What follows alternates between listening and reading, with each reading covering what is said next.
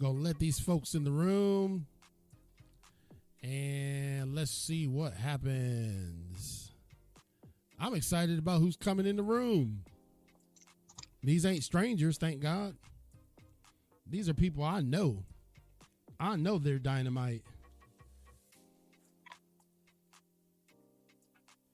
Yeah, it is. It is. Exposure is sometimes greater than the check. There he is, ladies and gentlemen. The man, the myth, and legend, Dr. Nate Dunlap, my friend. I know Flossie Njama's in the room somewhere. She's probably hanging out. And we just gonna go with people in the order that they appeared. And Dr. Dunlap, you know he was number one. Dr. Dunlap, number one, baby. How you doing, sir? My brother, I am doing well. Thank you for having me. I'm just glad to. I tell you what, man, you one day I'm gonna talk about you at length, but you get it, bro. I mean, doctor, you get it. You support people. I see you supporting all different types of folks, and this is one thing that I've really, like if I come up with something, I just came up with this. I just came up with this. I think today or yesterday. I don't know. It was just like let's do this. And Dr. Dunlap just like, man, I'm gonna support you. I'm down with you, man.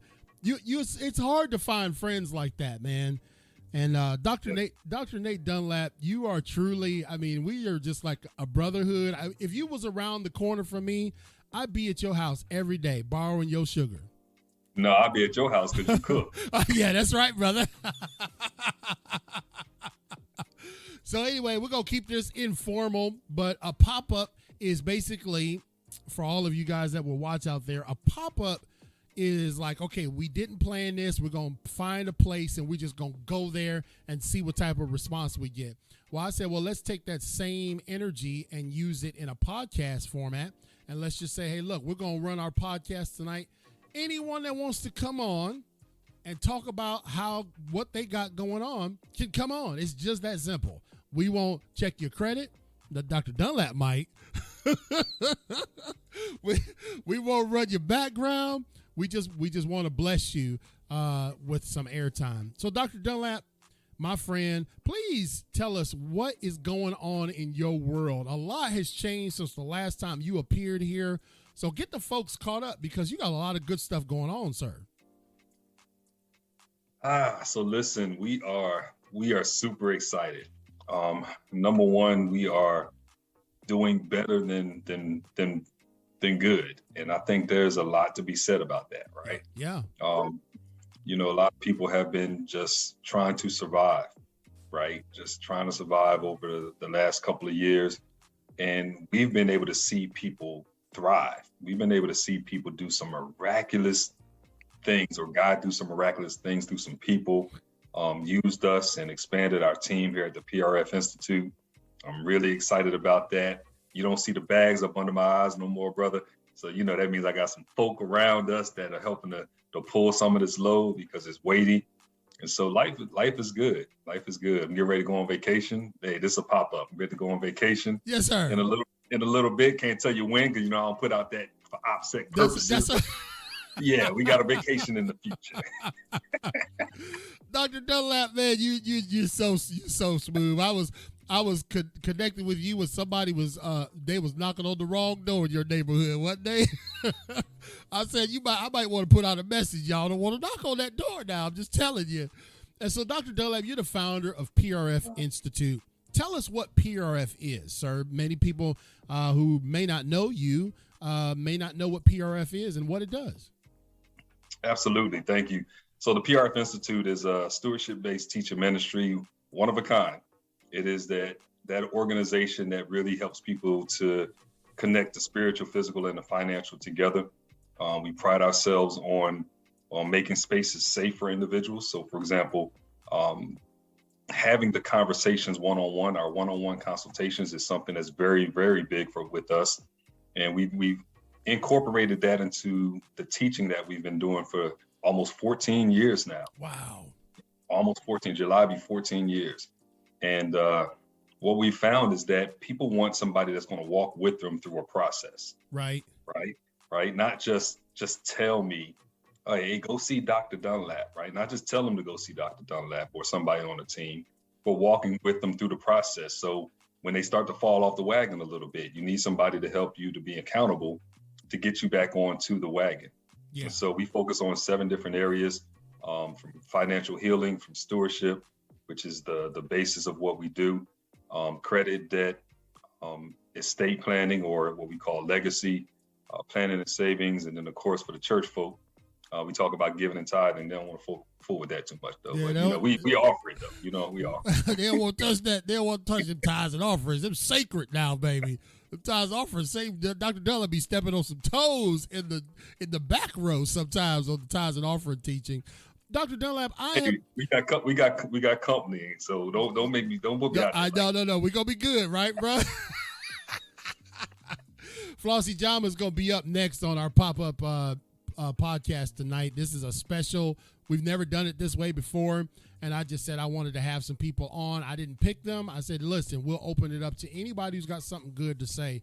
Dr. Dunlap, you have been on my mind a lot recently, because I stalk you from a distance. I see what you got going on, and I love it. But I wanted to kind of use you as a voice for some people tonight who, let's say we take a baseline person, right?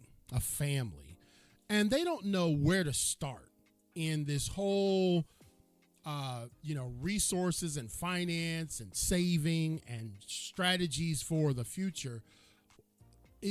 What would you tell them? I mean, like, what direction do they go? How do you help them? Because you say you walk them through this. How do you get them to first base? Everything for us starts with an assessment. And so one of the things that we do not do is just try to start where we want people to be, right? We know that people are suffering with credit right now. So, and we know people are not able to save like they used to be able to save if they were saving. So we don't just say, you know what, we know planning and savings is a really good thing. So we're going to start and put out a whole bunch of lessons, and we want to hope y'all come. That's foolishness, right? So what we do, if you come to us, or when people come to us, we start off with 2 basic things. We start off with 2 assessments. One is a general assessment, and the other one is a stewardship assessment. With those 2 assessment tools, where there are 2 components that we use within our ministry, those are things that's going to kind of give us a little bit of a window into your soul, kind of let us know a little bit about where you are and what you're thinking. And then we ask you, what are your goals? What are you trying to accomplish? Had a conversation with somebody today. They were looking to plan and save. So I was like, bet, we know where to go in the direction, and that's the direction that we take. Now, in order to get there, sometimes, CL, if we notice and recognize that there's a step that you don't recognize, then we have to incorporate that into the plan. So you want to save and you want to do some planning and savings, but you don't budget at all. So how are you going to know how much money you can really save and how much you can't save? Right. So we may need to dial it back a notch and then ramp you back up to get you to the place that you want to get. Before you go, I'm excited. I got a word yesterday. One of our stewardship coaches sent a note to me and said that we helped this young brother, I'm talking about a young brother, get from up under $60-something thousand worth of debt, man. Oh my. That's the type of stuff, man, that just warms my heart, bro. That's what I'm talking about, man. That is what I'm talking about. Listen, Dr. Dunlap, when I heard you say how you did, I was setting him up because I know how Dr. Dunlap roll, and I'm not gonna throw him no curveball. I'm gonna throw him a right pitch, because I listen. I want to promote. That's all I want to do. But you said exactly what people need to hear, especially in the coaching industry. Sometimes people they want you to understand their program, and they want to try to make their program fit your life and get you to adopt. But what Dr. Dunlap said is, first thing we got to do is we got to do a couple assessments. And assessments mean that you got to get honest with where you are. Right? If you can't, you know what I mean? Like if I say, if you looked at me and said, hey, King, you want to get down to your Marine Corps weight of 167, let's do a couple assessments. What you eating all the time, brother? Oh, man, I only eat salads and pomegranates. I only eat juices and berries. You lying, bro. You gotta, an assessment is being honest with yourself. And after you get that assessment from people, Dr. Dunlap, then you're able to help them uncover, the direction that they need to go, huh? Absolutely, because everything is about the root causes, right? So I'm talking to somebody today. We got a couple people out, so they've been working me for the last 2 weeks. Get it, brother. But this person was talking about credit and debt, and the reality is, if we're going to talk about credit and debt, of course, yes, let's do the assessments on credit, let's do the assessments on debt, but let's find out why you're in that situation, right? Mm-hmm. And once you find out why, then my thing is, we want to make sure that if it's some bad behaviors out there, that we help you to identify those so that you don't make those same mistakes again. That's right. Right. One of the worst things that I'll be honest with you, my sister, I hate people that fix credit. I don't hate people that fix credit. I hate this whole fixing credit crap. Okay. I hate it. I detest it. I believe God hates it as well, because it pushes people into a whole bunch of places that they wish they never was. So the amount of people that we talk to that's like, you know what, I paid somebody $129 a month to help fix my credit. And I'm like, man, y'all could have been donating that $129 a month if y'all just connected with us a couple months ago, right? Right. But now we're cleaning up other people's mess, and it's so evil. I'm real intent. It's so evil because folks know that if you hold on to somebody's money for 6 months, that those bills are not being paid. Right. And they believe in their mind that you're paying those bills down and you're working something out on their behalf. And that's not what's happening 99% of the time. Wow. I told you, ladies and gentlemen, Dr. Dunlap is the real heat, ladies and gentlemen. When you could get Dr. Dunlap to show up to your pop-up podcast, you doing something. I feel like I've arrived. I was trying to interview Denzel this year. I think I might just start with Dr. Dunlap. So let me ask you one or two more questions, Dr. Dunlap. When you were writing your books, you got two or three books? I got 2 published. Okay, 2 published, right? When you were writing your books, tell us a little bit about both books, because they both have a unique. Both are unique in design. So tell us about them.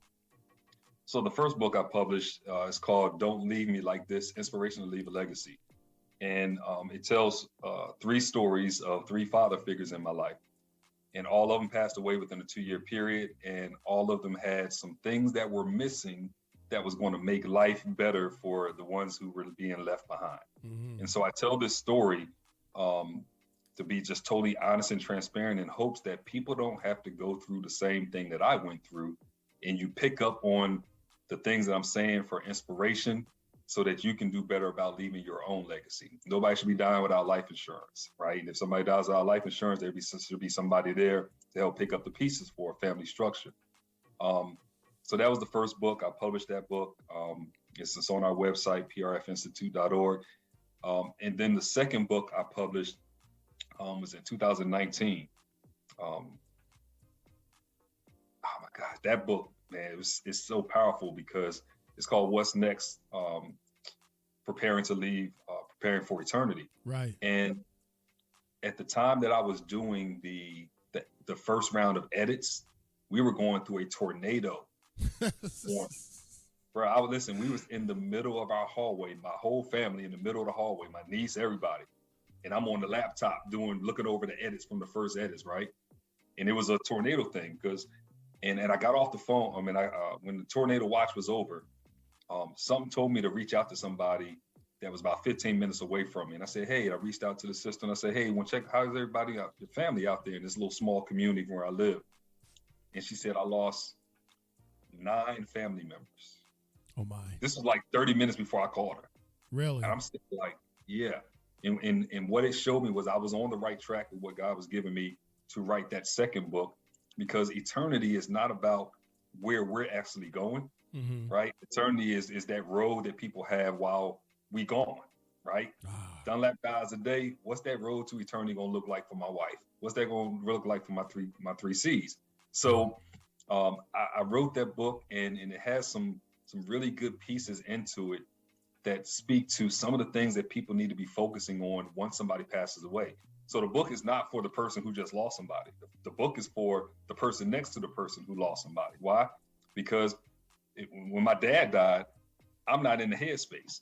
I want to freaking grieve. Right. I don't want to deal with a whole bunch of stuff. If a bill is late, whatever, I just lost my pop, right? I don't care. Right. That's the reality. And it's not personal, but it's just where people are. So I wanted to make sure that people have this resource so that the people around them can say, oh, I need to be making sure I contact the mortgage company. Oh, I need to be making sure I contact the bank and get the death certificates to them. Because people just don't know about this stuff, man. They're wallowing their way through while stuff is going down the tubes.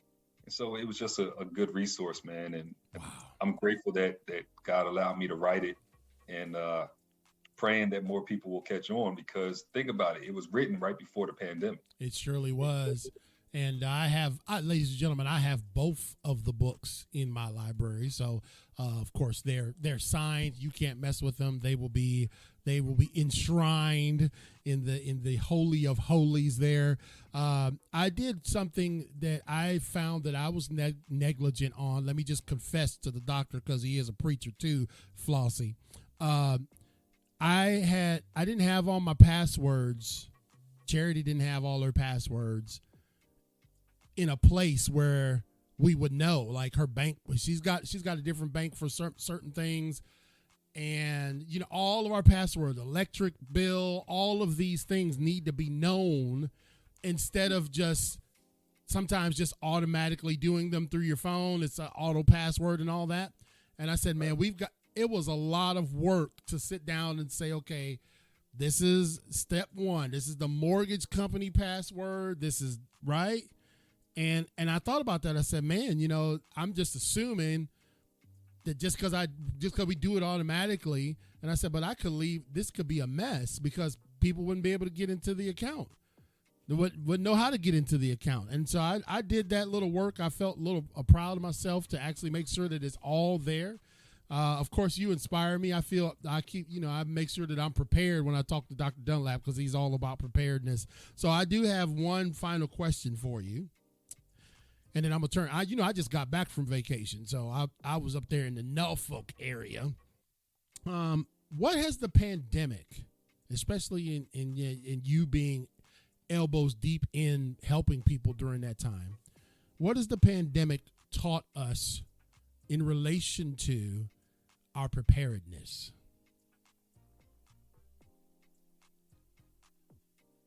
Put it on, take it off mute, brother. It's so good. They don't even want you to sit. They don't even want to hear it, to take it off mute. That's a good one. I wasn't expecting that one, brother. Yes, sir. One of the things that the pandemic has really taught many of us is that we, and many of the institutions in which we collectively are serving, were very much unprepared. Now, not only has that been one of the biggest lessons, the fear of leaders in knowing that they are prepared, have not been prepared, as something that has come out in a very large way. Mm-hmm. And then the third thing is, with the light at the end of the tunnel in these opportunities to do some new normal stuff. Yeah. That is one of the worst things that has happened to us in the pandemic, because while the COVID-19's foot was on our necks, people were thinking different. Yeah. They were thinking, you know what, I got to do this, right? Not talking about the ones who were just trying to survive, ones who barely could eat and all of that. Right. Those of us who had means, those of us who had access, those of us who had resources, it caused a lot of us to think a whole lot differently. Yeah. The sad part with that is many of us, not me, but many of us who are in certain socioeconomic statuses and have resource and access have failed to properly prepare the people for the next one. And that's the worst thing that I've seen happen throughout this pandemic. Yeah. Worse than almost 1 million people dying. Yeah. The intentionality by leaders and people with access to make sure people are prepared for the long haul is the worst thing that I believe has happened during this pandemic. Wow. So we just hunkered down and endured and didn't really get the lessons learned. Mm-mm. And then reverted back to our previous behaviors. Which, yeah, like think about it like this. Yeah. You know that many people could not apply for funds from the government, right? Many people could not get the freebies that was out there, right? Which right. Free. many of those people that could not do it was because their organizations weren't set up to receive. Mm-hmm. Did not have their tax papers prepared. Right. Did not have their 501c3s, but you've been talking about 501c3 and giving folks bank statements. So did not have all that. Right. So people missed out. And as they missed out, you think the opportunities are not going to be there for the long haul? You think the opportunities are not going to come back? So let's see what happens in the next couple of months when the supply chain continues to get tighter. Yeah. And tighter. Let Russia and Ukraine continue to keep going at each other. Watch how when more people continue to not be able to get out there and produce a lot of goods and services that we need in America and around the globe, in China, right? Folks on lockdown, bro. I've been locked down for like a month. I know. Like, seriously, what do you think is going to happen? It's going to have a secondary effect. Yes. And we're already seeing it.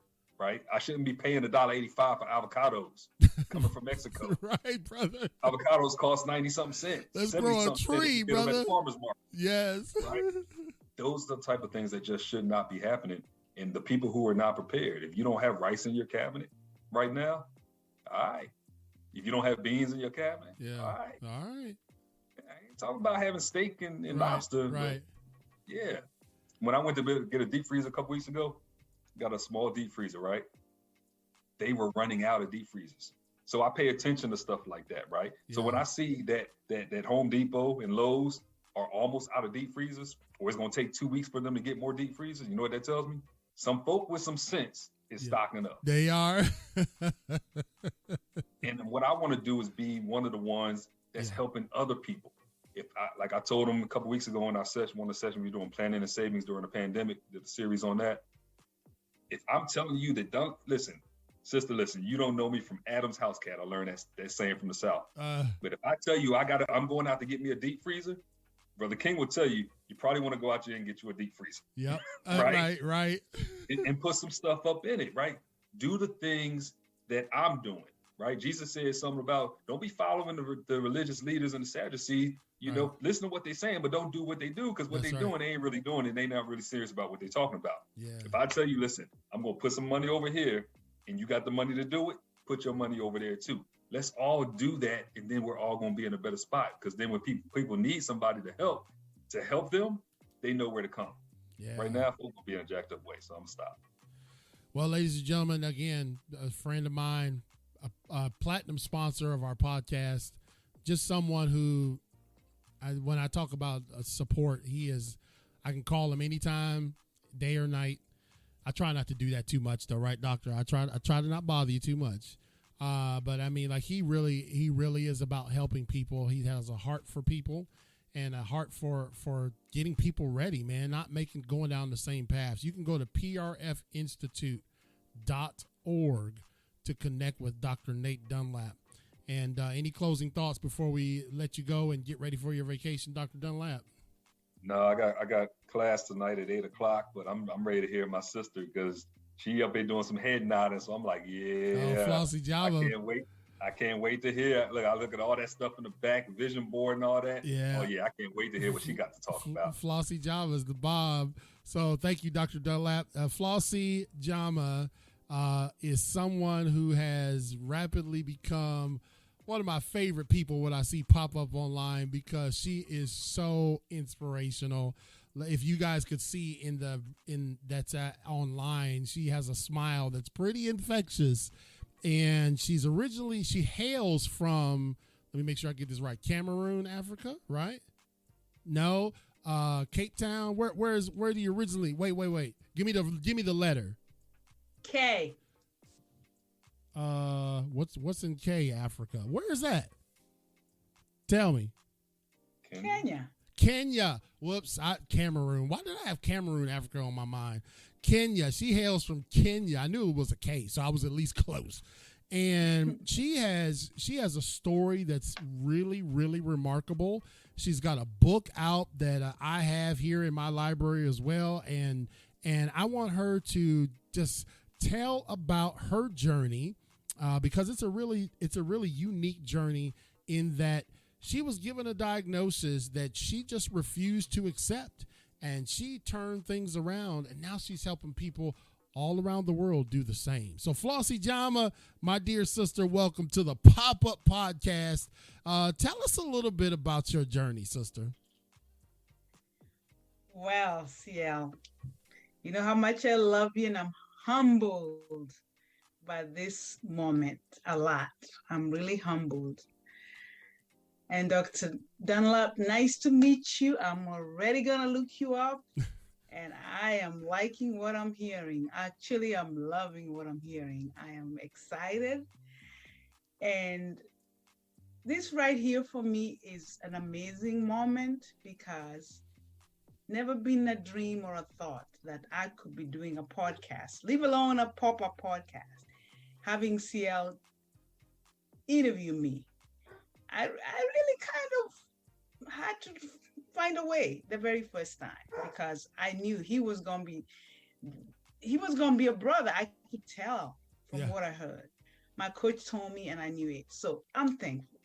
But really quick, even the background, there's a dog barking. That's my daughter's dog. He's out here playing somewhere. It's okay. There he goes. So my story, as you know, I'm gonna make it really brief. As I was raised and born in Kenya, little village, like my book says. My book is called Village Vibes. It's right there. And very poor, and no road, no paved roads, no running water, no electricity, no amenities, but we did it. We loved it because that's all we knew. And grew our own food, which was the best part of everything else. And when I moved in the United States, it was a big culture shock. But most of all, it was a food shock for me because in a few years down the line, after I went to nursing school as a second career, is when I was diagnosed with autoimmune disease called psychosis. People say sometimes I pronounce it different, but the fact remains it was so nerve-wracking. So psychosis or autoimmune diseases they usually don't have a cure. So as you may know, so you just maintain and manage the symptoms and the flare-ups, and they deteriorate, and just like we're gonna die in the very end, but you're looking into that, like MS, lupus, fibromyalgia, so many of them. And so with all the many doctors, specialists that I saw, and being a nurse, I'm going to go back and tell Dr. Dunlap, I'm a nurse, critical care nurse for the past 27 years. And I was seeing all this. And so I kind of knew what to expect as far as side effects. However, I thought I was doing everything okay, eating correct, doing what because I'm a nurse. I got it. I know this. I have the information, but that wasn't it. And so with all the specialists and all, and whatever they put and presented to me as a treatment, I decided to do my own second opinion and research. And when I embarked on the second opinion and the research, I went all the way and learned so much that I thought I knew, but I didn't. I got so much information, I got so knowledgeable, and I went crazy. Mm-hmm. And I was like, I can do this. I can go back to the village and take care of my disease because it can be done if I have the faith. But that's not all that I did. I had to change a lot of things, not just the food, which was one of the biggest ones, but I changed how I thought. I changed my mindset. I changed my approach of things. I changed my lifestyle. And with all that, things started falling out of place. And I was getting more and more excited and inspired as I was realizing that my blood work was coming back better, because it was like initially weekly blood work, then bi-weekly, then that kind of thing and all this. And I realized it was coming back better. And so when I went back to the doctor after so many phone calls of why I'm not going back for my appointments, and the diagnosis was negative after biopsy, I was ecstatic. I mean, it was like, really? Mm-hmm. And so from there, I went crazy. I'm like, this is what I'm going to bring to my people, to my community. It can be done. And so since then, it's become my mission. I wrote this book called Village Vibes, which also first time author with very little technology, 3 fingers typing. CL knows that. 10 weeks. I wrote the book in 10 weeks and it made Amazon bestseller. How about that? And so from that, I was like, I'm going to bring these people, to the community, and became my mission. It became my passion. I found my purpose. Right. So I changed my title. I'm still a nurse, but I got myself another title. And I called myself Nurse Flossie Njama. I am an inspiring health advocate and guide. Mm-hmm. And what I do is I empower and create awareness to the community to live a simple, healthier life. Right. And make it a lifestyle. And so, as we speak today, my business and my mission, which one of these days will become a nonprofit, is called Simple Life Healthier You, LLC. Simple Life Healthier You. Yeah, that's powerful. And you know, Flossie, when you just mentioned several things that really stand out to me. You said that you didn't just change your diet, even though that was an important part of this journey. But you said you also had to change your mindset. Now, how was that harder than changing your diet? Exactly. It was, because that involved my friends, the kind of people I hang around. Yes. The kind of books I read. Yes. The kind of family that depended on me just because they thought I had the finances or whatever it may be, you know? And so it was a lot. And my spiritual part. So all that was a big part. And when I started working with that and getting all the negativity out of it, which included a lot of it, including people out of my life, little by little, and losing a lot that did not understand what it is that I'm doing and why I am different and all that kind. Yeah. Because I also worked on changing how I spoke and how I related to people. Yeah. All that had to do with it, which was not like before. So with that, I lost a lot of friends, you know. I mean, they're there, but not like before. So it was a lot. So now the autoimmune disease, how long did it take for things to turn around after you really got serious? 7 months. 7 months. Solid months. I was very aggressive in everything that I did. The people that really know me know that when I start, I don't stop. I just go. My daughter says to me, Mom, I don't get it. You're doing all this. You're doing all. I don't.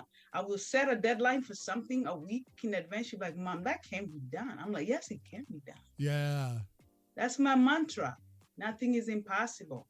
You know, it's impossible until it's not done. It's done. You know, Flossie, you're my secret inspiration. I just asked Dr. Dunlap if he'd be a ghostwriter for my book, and of course he turned me down. But you know why you're my inspiration? Because my book is supposed to be out 7/24/2022. Like, so I ain't got, but I've been saying, oh, I got 7 months. Now I got 6 months. Now I got 5 months. Dr. Dunlap, I got 4 months. Oh my, I'm the 2-minute drill dude though, brother. I'm the master of the 2-minute offense. But what keeps in the back of my mind is Flossie did it. How long did it take you to write your book cover to cover and get it out the door? 10 weeks. Oh. And I've never typed before except at the hospital. So I had what we call Epic Experience, which is a program for the nursing program. Yeah. No program, the nursing documentation, which we just learned to use 1 or 2 fingers. I never learned how to type in my life. Really? Before that. And so it was very difficult because I had to use a lot of YouTube. Yeah. Because I didn't even know how to number my pages. I didn't have a template. I didn't know what a template was. And my coach Tamara played the biggest role because she kept saying I can do it. I tried to dictate and text. I couldn't because he wouldn't understand my accent. That was very, very, very, very stressful. So I tell people that writing my book is a book because I cried more than you can imagine. Yeah. It was so difficult. Yeah. But then you And did I it. still work 6 nights a week, 12-hour night shifts. Yes. Well, that's what I said. 10 weeks. So that's just 4, 8, 12. So that's just under 3 months.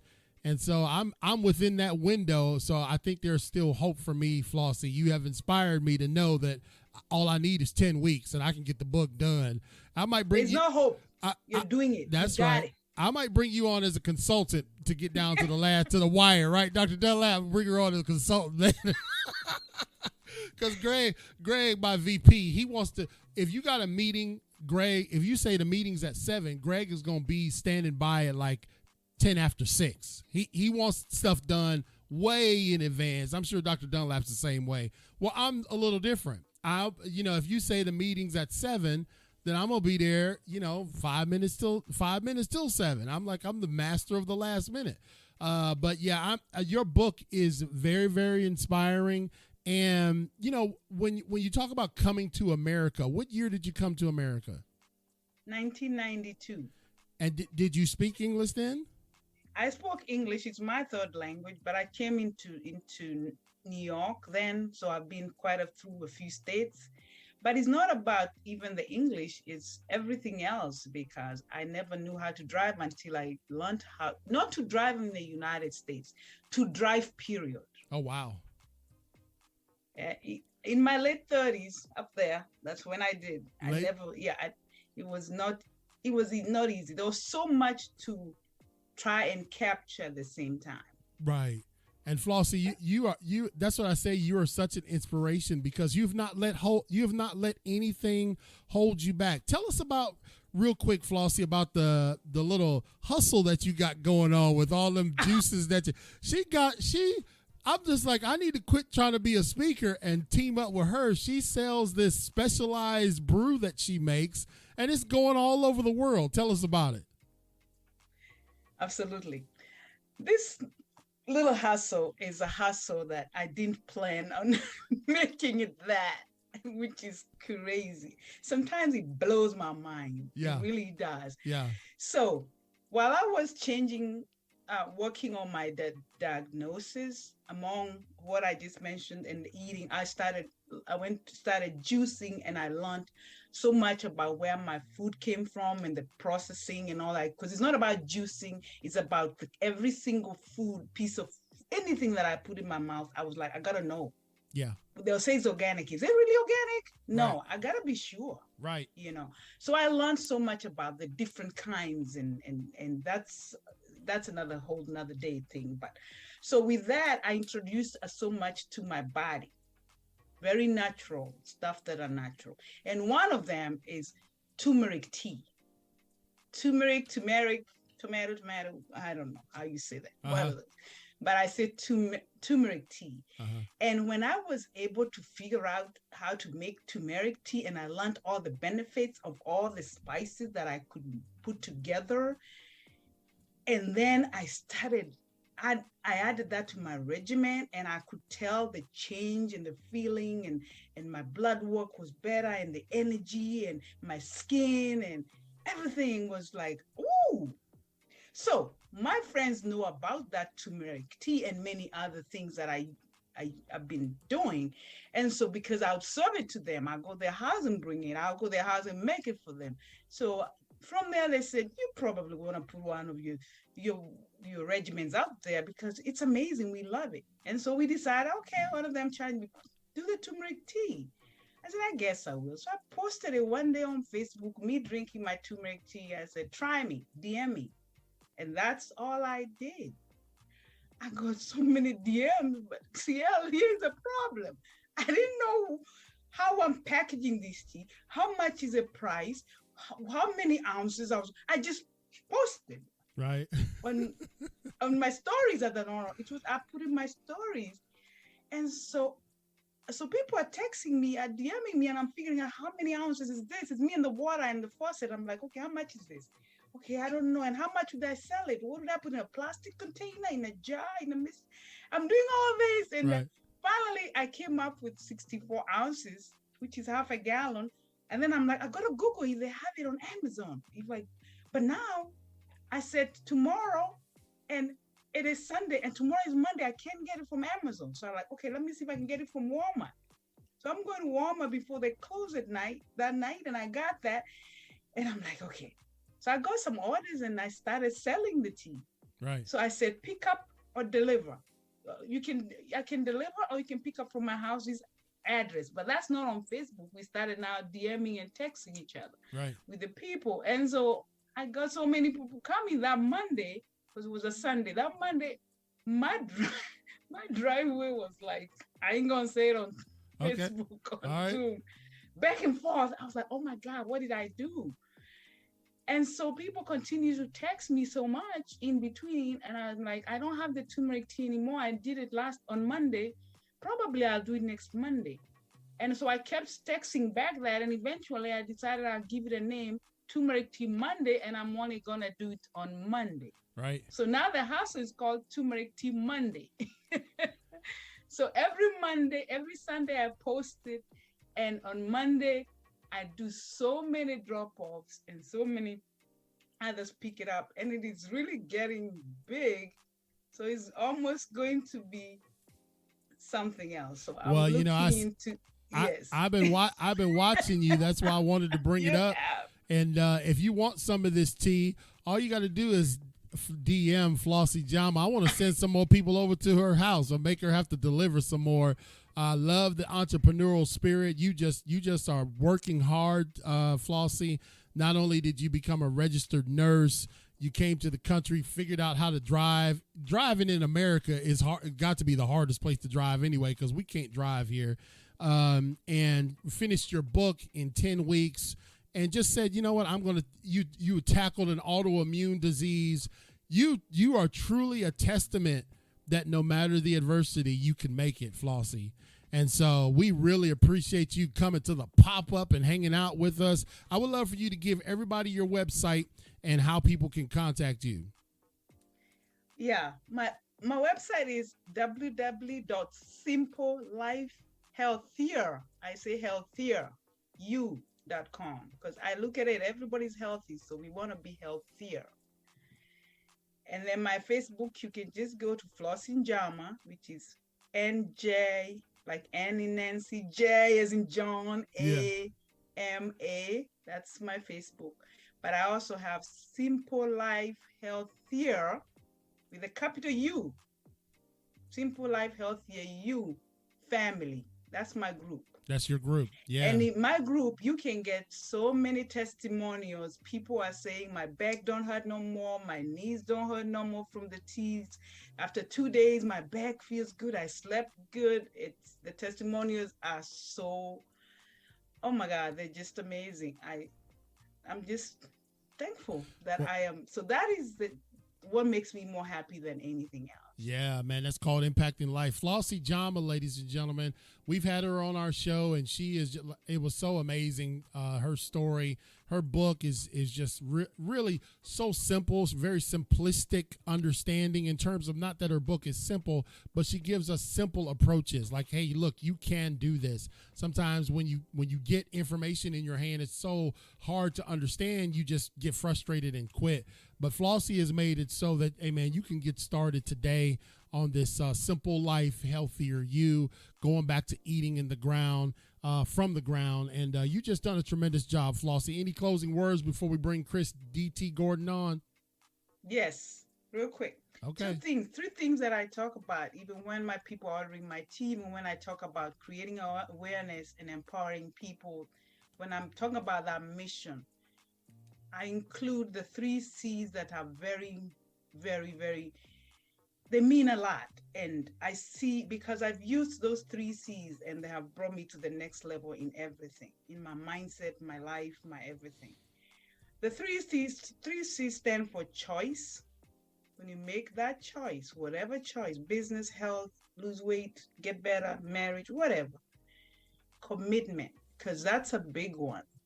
I think commitment, just like you're committed to do your book, commitment is a big one, because that's how I've gotten where I'm at. And then the big guns that I talk about every single time is consistency. Oh yeah. Doesn't matter how little. It's not the size. It's quality versus quantity. The consistency is big. You don't have to do much every day. Just do some. Woo. You don't have to do Just much some. every day. Just do something. Come on, just do something. Yes, choice. And then one final sentence my mother used to tell me, and that's why I dedicate the book to my mother. Stay ready so you don't have to get ready.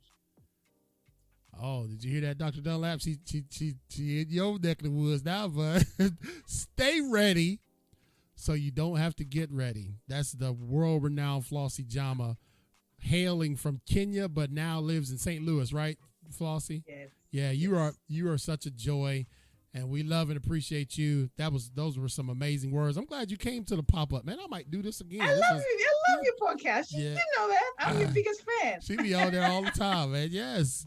So thank you so much, Flossie. Chris DT Gordon. And you guys can stay, leave, however you want to do it. This is just a pop-up. So Chris DT Gordon is someone who I've grown to be very close with because we got the same name.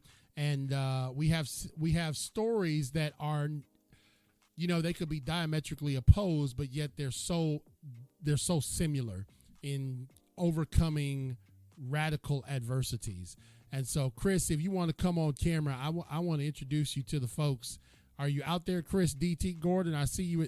There he is. Yes, see, I knew I wasn't. Hey, brother. Man, I'm so glad you showed up, brother. Where's your cape? That's what my question is. I thought you was going to come with the cape on. You can't use the cape all the time. Otherwise, it loses its effectiveness. Yeah, that's right. That's right. You got to be Clark Kent sometimes too, right, Chris? Exactly. Yeah. You have to mix the mild-mannered with the super. Yeah, yeah. Well, ladies and gentlemen, you guys have seen him on our show before. Chris DT Gordon. He's a professional speaker, an educator, a motivator with a phenomenal life story that really, sometimes we feel like that you got to manufacture things in order to be relevant. But Chris's story is a little different. He was just going about his business, an ordinary day, a typical day that changed his life forever.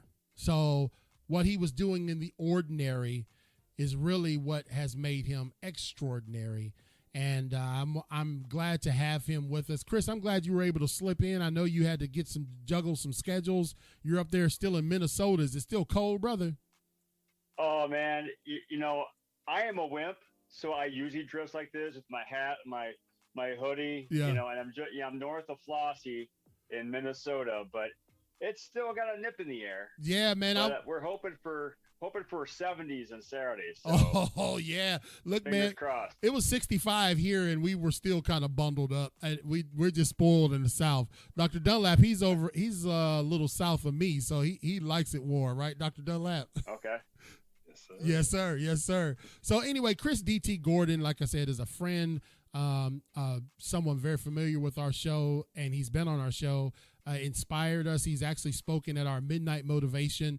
And so I'm so glad that you had the time to come to the Pop-Up Podcast on a Tuesday night. So Chris, why don't you just give us an insight to your journey, brother, because that's really what captivated me to you. Tell us about the whole journey of Scar Bearers.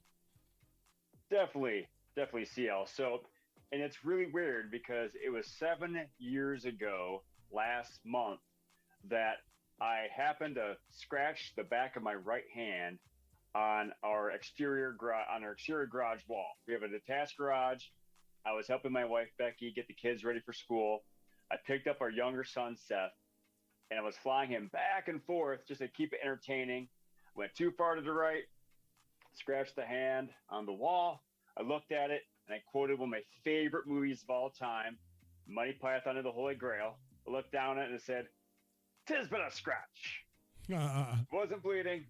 So I figured I'll put him in the car seat, kiss them all goodbye. They go off on their way. I go back into the house, wash off my hand, start teaching.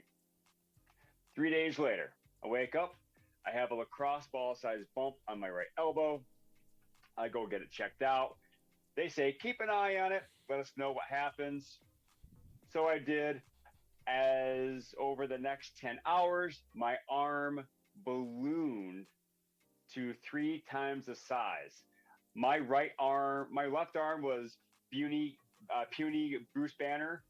My right arm was Hulk smash.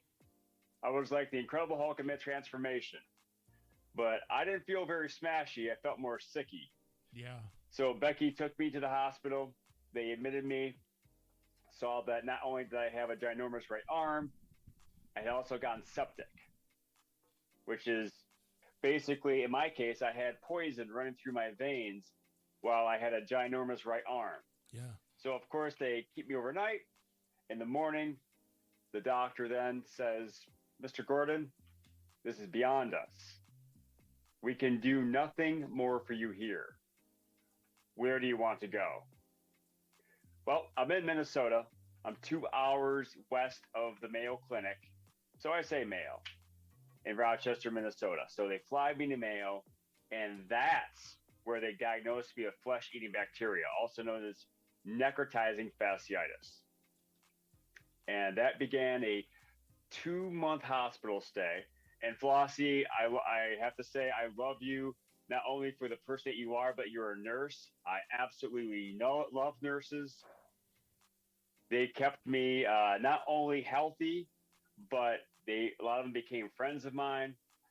But back to my hospitalization, I stayed in the hospital for 65 days, needed 15 surgeries.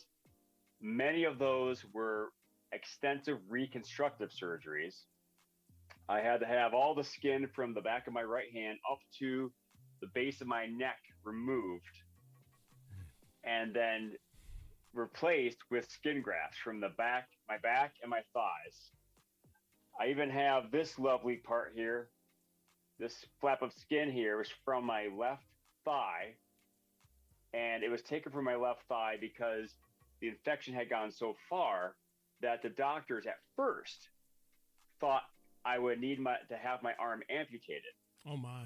But they saw that I still had hand function. So they elected to remove a 15-inch by 4-inch flap of skin. That's 5 square feet of skin, and placed it on my right arm and hand. So since this is my thigh on my hand, I call this my fan. Yeah. Copyright pending. However, that left a gaping hole in my leg, so they had to remove one of my quadricep muscles and then install knobs and a shoestring type contraption into the wound, so over time they can tighten the knobs to close the wound. Whew. So all that happened within the first week. And I was even unconscious for the first 5 days of it. I was in a coma for the first 5 days. But when I woke up, at first I was really confused because I thought I was at the bottom of a water slide that was like pummeling me with green liquid. Turns out the green liquid was coming from within because I was throwing up CT fluid, which is not a pleasant way to wake up, CL. Let me tell you. Oh my. Yeah, it gets a 1 star on Yelp. Would not recommend. So I finally get my wits about me, and I start really taking in what was going on with my whole life. Yeah. And at first, I had all kinds of questions, but no answers. Yeah. And that set me down into almost a spiral. I call it personal bacteria. Yes, my body was rid of the flesh-eating bacteria, but I had this personal bacteria setting in. All those negative questions to which I had no answers. What was my body going to be like when I fully recovered, if I fully recovered? Yeah. What was my mental state going to be like? What were my relationships going to be like? Yeah. How was I going to do my job? How are we going to survive this financially? I had all these questions, no answers, until my wife, Becky, started telling me about how people were helping us out. And this ranged from people shoveling our walkways, snowblowing our driveways, dropping food and toys off for the kids at my in-laws' house who happened to live in Rochester. It's one of the reasons why I told them to send me to Mayo. My brother from Michigan flew in and spent a week and a half with us, sometimes sleeping in the hospital overnight so he could get the latest updates on my condition. A high school classmate of Becky started a GoFundMe account that raised well enough to cover my lost wages because I ran out of sick days well into my hospitalization. With all these people doing so much for us, Yeah. I felt that if I were to become angry or resentful or anything but grateful, it would be like a slap in the face to anyone who helped us. Right.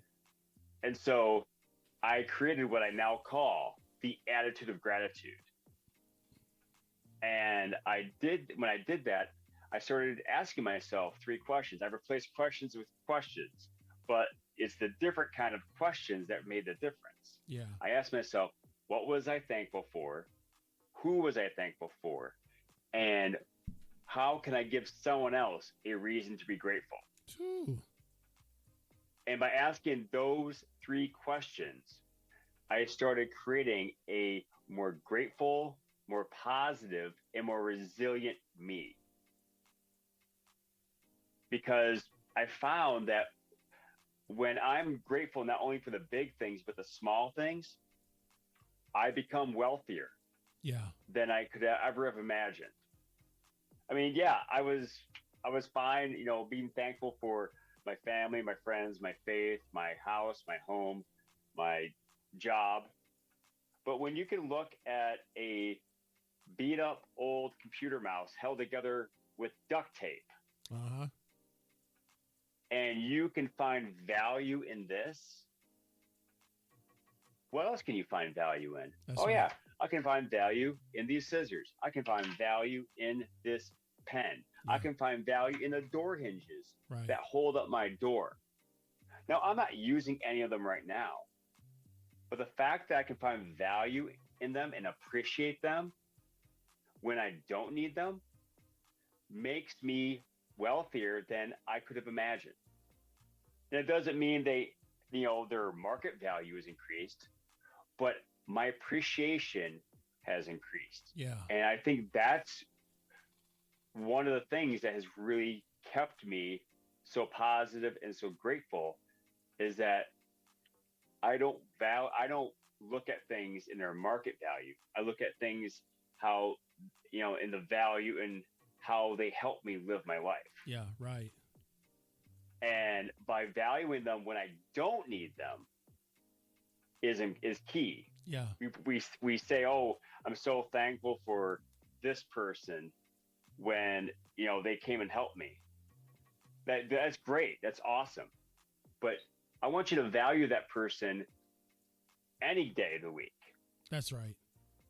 And in that, CL, I want to give your listeners and viewers a 3-step process to increase your appreciation of someone. I call this the triple A. Triple A.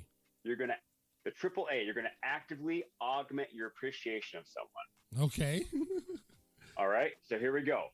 The first step is I want you to take someone in one of the social circles that you share and take them out. You're not voting them off the island.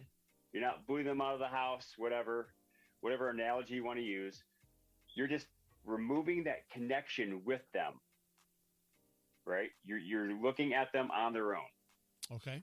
Then I want you to look and count all the ways that person affects the world in a positive manner.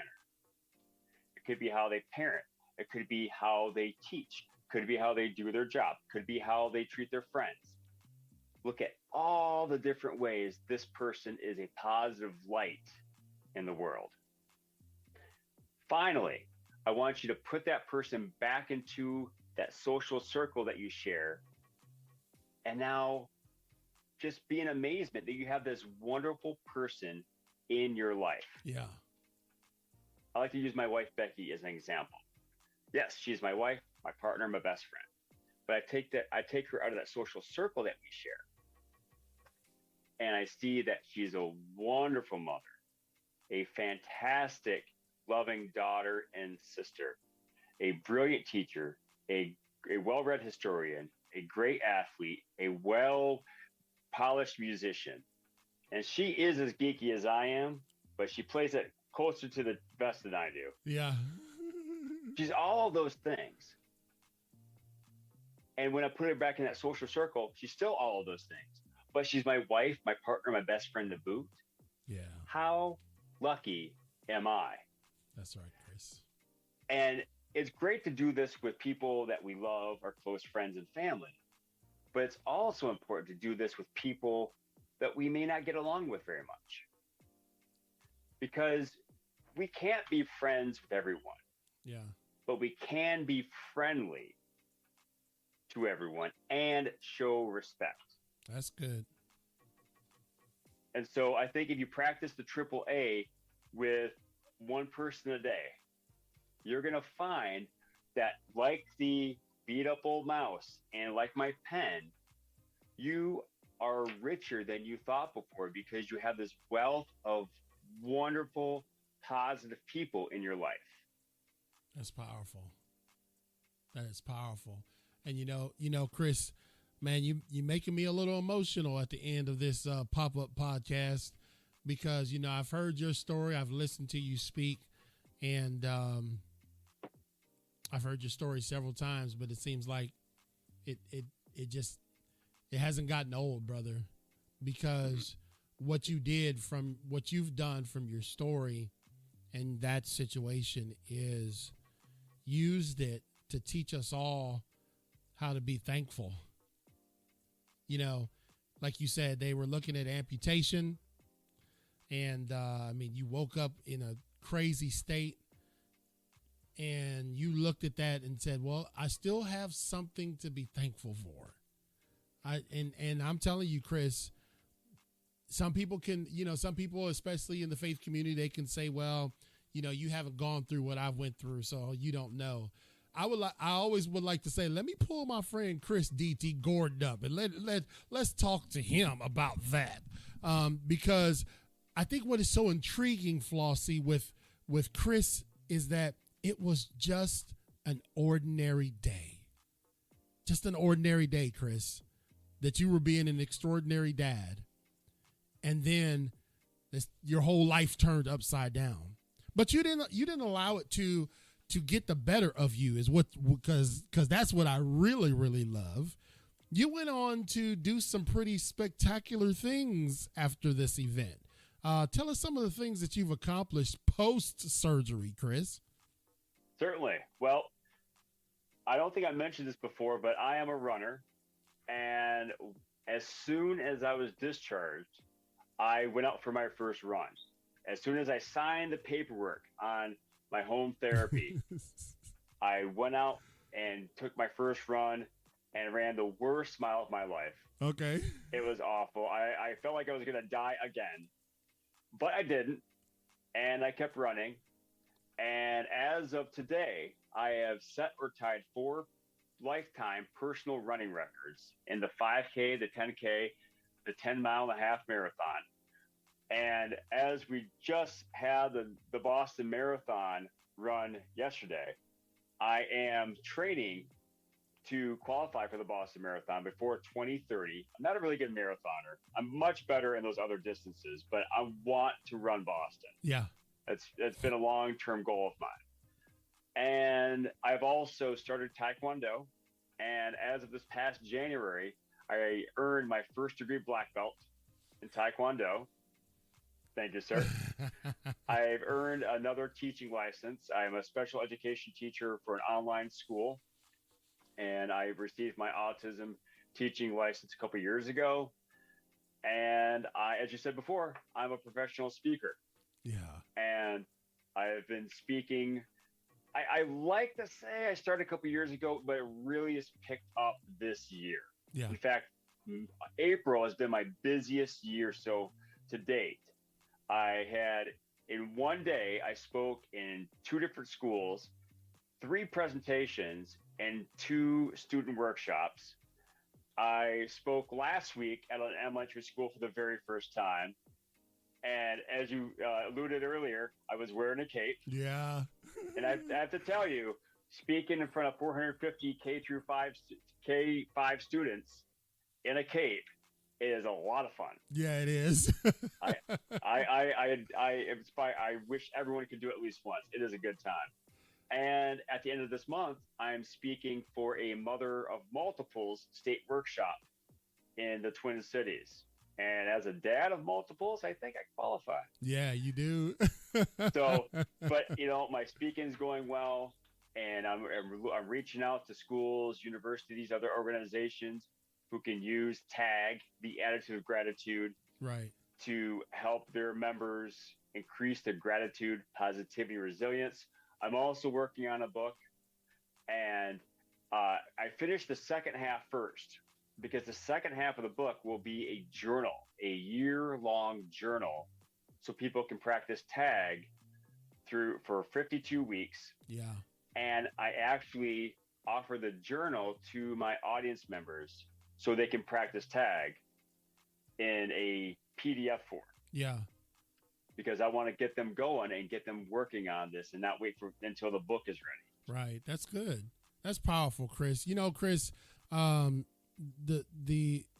reality is, brother, that we have a surplus of unthankfulness, right? We have a surplus in our world of ungratefulness, and we need, I know we joke about the cape, but we need superheroes like you, brother, that are going around and teaching people that you can find thankfulness and you can find gratitude in all the stuff that we kind of dismiss. I think you may have said this before, but I never really looked at it from your perspective. The taped up mouse, it's just an inanimate object. I just disregard it. I'm only thankful for it when I need it, when it works. And Chris, you really have helped us to understand that there's a lot to be grateful for, brother. I will say this, that what you've taught me is that your life, even though we know our lives are just vapors, your life can change in 24 hours, can it? Yes. It sure can, sir. Yeah, and you just continue to raise the bar. And I think these other things that you're doing should speak to people who have gone through traumatic situations. I know Flossie is tracking all the medical situation that you went through since she's a nurse. So I know she can understand it all. But you're teaching us not to just wallow in our sorrow and not just wallow in you could have had a woe is me mentality. So let's just ask that real quick before we go, Chris. Was there ever a time in the journey of getting back to Chris D.T. Gordon that you got down on yourself, or you felt depressed, or you didn't think you were going to make it? There were 2 times, CL, I remember crying, and it wasn't out of despair or disillusionment. It was out of frustration. One was in the hospital because I couldn't sleep very well. My pain meds were low. And so I had a lot of skin grafts taken off my back.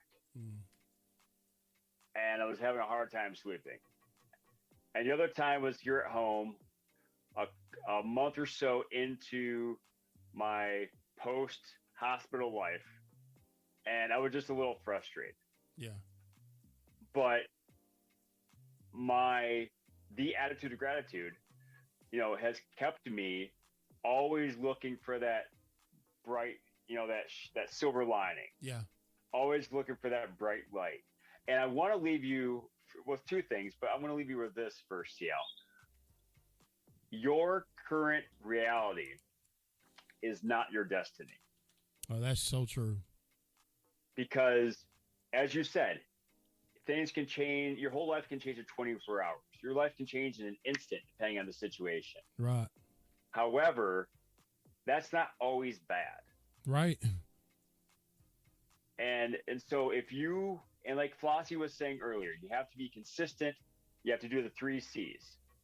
You have to be consistent, and you have to do 2 other things that start with C. I can't remember them. Choice, the rest of them, but choice and commitment. Choice and commitment. Yes, choice and commitment. You have to choose your passion. You have to choose your purpose. You have to commit to practicing every day, and you have to stay consistent with it. Yeah, that's right. Because that is going to carry you to that next level, to that reality that you want to get to. Right. Right. And secondly, before I take off here, I want to invite Flossie onto my podcast, Scar Bearers, where I let others tell their tales of trial and triumph, because I think you would be a great guest for that, Flossie. And so you can reach out to me at chris@chrisdtgordon.com. My website is chrisdtgordon.com. You can download a free Tag 1 sheet. You can check out some of my videos. You can check out what I have to offer as a speaker. You can also go to the merch store, to my Chris DT Gordon's Tag and Pop Shop, to get a nice hat here. Tag hat. You get my "What is your favorite dinosaur" T-shirt. CL knows this is the question I finish off my interviews with all the time. Yeah, so you better be thinking about your favorite dinosaur, Flossie. Yes, I will ask. Chris, did you got on Steve Bicycle's show, didn't you? Yes, Yeah. I believe so. The funny science fiction. Tim Bicycle? Yes, Tim Bicycle. I'm sorry, Tim Bicycle. Yeah. Yeah, I was on Tim's show. Yeah, I think I was scrolling through and I saw you on there and I said, "Oh, this is a perfect fit," because I know you were talking superhero stuff, no doubt, right? Oh yeah, I was on both of his shows. Yeah, I was two of his shows at least. He has 3. Right. But yeah, Tim and I, we're both trolls. Right. Because we grew up in Michigan under the bridge. Yeah. So yeah, Tim and I have a lot in common. He's a good guy. Yeah, he is a really good guy. He actually designed the backdrop behind me. So I remember that. Yeah. And yeah, he actually printed off about 1,000 of these fridge magnets I hand out to people. Oh, nice. There we go. Yeah, that's the way to do it. Yeah, DT. so we're just doing a big old promotion for Tim. We are, man. Tim got to slip us a C note, don't he? Yeah, there you go. Well, listen, Flossie, Chris, you guys are so special. Dr. Dunlap. We didn't plan to do this. Us content creators were always thinking of new things. So I see closed pop-up shops. I see, different pop-ups. And I said, why don't we try a podcast pop-up? And so I just did it. And I'm telling you what, it couldn't have been, we couldn't have had any better presenters today. You guys are just life changers, world changers. I love you. Flossie, get up with Chris, get on his show, and let me know when it is, because I'm definitely going to tune in. Great people. I thank you guys so much for making this a great night. We might do this again next month, but I pray God's blessings over you guys' life. Chris, I pray you get 100 more gigs, bro. I told my team, I said, man, I may not get there. I may not get to whatever the pinnacle is. But, man, if I can play a little part along the way. Flossie, what did I say? If I can just fan the flames of somebody else, I know that I've done my mission. I may not can stay there and start to keep the whole fire going for you, but if I can come along and fan the flames that you're trying to get going, that's what God called me to do. I feel more in my purpose when I'm promoting others even than when I'm promoting myself. So I love y'all. Well, I appreciate it, CL. Yeah, I appreciate it too, man. I love you guys, and I hope that y'all have a great night, okay? Thank you so much. It was nice meeting you, Chris, and thank you, CL. What's your podcast name, by the way? My podcast is called Scar Bearers. Like bearing scars, scar bearers, not scar bears, which would be visually awesome and frightening, but scar bearers. All right, Scar Bearers. We're looking for. See, that's what it's about, ladies and gentlemen. Collaboration, connection, and Flossie Njama going to be with Chris DT Gordon on Scar Bearers, and we look forward to seeing that. So God bless you guys. I hope you have a blessed night. Okay. You too. Thanks, This you was too, a CL. blast. Take Good care, night. guys. See you, bro. Record.